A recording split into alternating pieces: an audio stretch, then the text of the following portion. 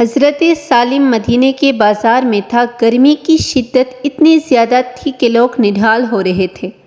ایک تاجر اپنے ساتھ ایک غلام کو لیے پریشان کھڑا تھا۔ غلام جو ابھی بچہ ہی تھا، وہ بھی دھوپ میں کھڑا پسینہ پسینہ ہو رہا تھا۔ تاجر کا سارا مال اچھے داموں بک گیا تھا، بس یہ غلام ہی باقی تھا جسے خریدنے میں کوئی بھی دلچسپی نہیں دکھا رہا تھا۔ تاجر سوچ رہا تھا کہ اس غلام کو خرید کر شاید اس نے گھاٹے کا سودا کیا ہے۔ اس نے تو سوچا تھا کہ اچھا منافع ملے گا، لیکن یہاں تو اصل لاگت ملنا بھی دشوار ہو رہا تھا۔ اس نے سوچ لیا کہ اب اگر یہ غلام پوری قیمت پر بھی بکا تو اسے فوراً بیچ دے گا۔ مدینہ کی ایک لڑکی کی اس غلام پر نظر پڑی تو اس نے تاجر سے پوچھا کہ یہ غلام کتنے کا بیچو گے؟ تاجر نے کہا، میں نے اتنے میں لیا ہے اور اتنے ہی کا دے دوں گا۔ اس لڑکی نے بچے پر ترس کھاتے ہوئے اسے خرید لی۔ تاجر نے بھی خدا کا شکر ادا کیا اور واپسی کی راہ لی۔ مکہ سے ابو حذیفہ مدینہ آئے تو انہیں بھی اس لڑکی کا قصہ معلوم ہوا۔ لڑکی کی رحم دلی سے متاثر ہو کر انہوں نے اس کے لیے نکاح کا پیغام بھیجا، جو قبول کر لیا گیا۔ یوں واپسی پر وہ لڑکی، جس کا نام ثبیتہ بنت یار تھا، ان کی بیوی بن کر ان کے ہمراہ تھی، اور وہ غلام بھی مالکین کے ساتھ مکہ پہنچ گیا۔ ابو حذیفہ مکہ آ کر اپنے پرانے دوست عثمان ابن عفان رضی اللہ تعالیٰ عنہ سے ملے تو انہیں کچھ بدلا ہوا پایا اور ان کے رویے میں سرد مہری محسوس کی۔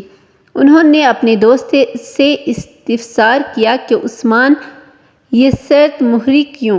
تو عثمان بن عفان رضی اللہ تعالیٰ عنہ نے جواب دیا کہ میں نے اسلام قبول کر لیا ہے اور تم ابھی تک مسلمان نہیں ہوئے، تو اب ہماری دوستی کیسے چل سکتی ہے؟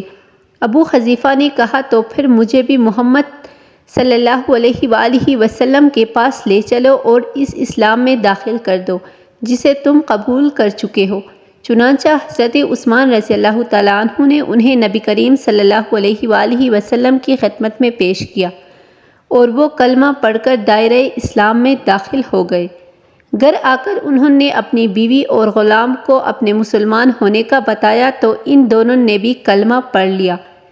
حضرت ابو حذیفہ رضی اللہ تعالیٰ عنہ نے اس غلام سے کہا کہ چونکہ تم بھی مسلمان ہو گئے ہو، اس لیے میں اب تمہیں غلام نہیں رکھ سکتا، لہٰذا میری طرف سے اب تم آزاد ہو۔ غلام نے کہا، آقا، میرا اب اس دنیا میں آپ دونوں کے سوا کوئی نہیں ہے، آپ نے مجھے آزاد کر دیا تو میں کہاں جاؤں گا؟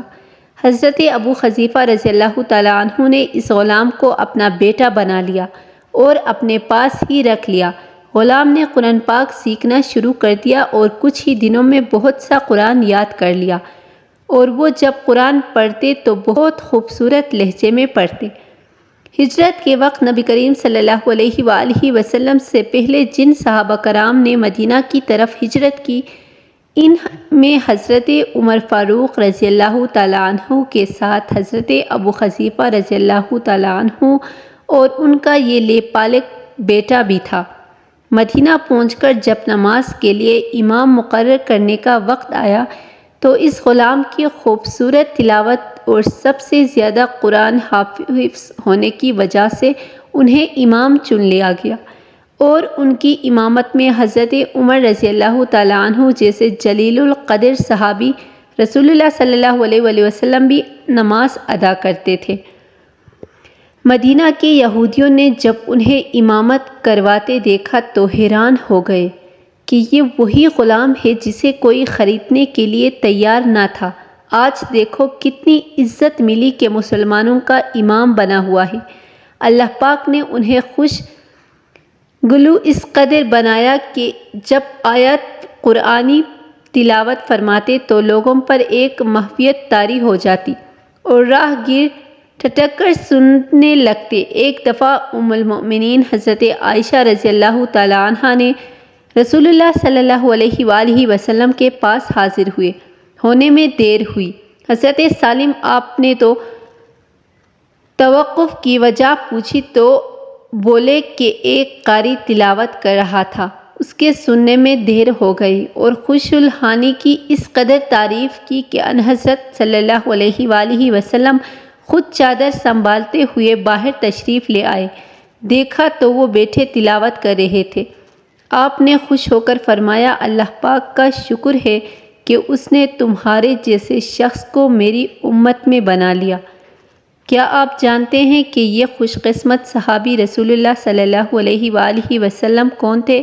ان کا نام حضرت سالم رضی اللہ تعالیٰ عنہ تھا، جو سالم مولی ابو حذیفہ رضی اللہ تعالیٰ عنہ کے نام سے مشہور تھے۔ انہوں نے جنگ موتا میں جام شہادت نوش کیا۔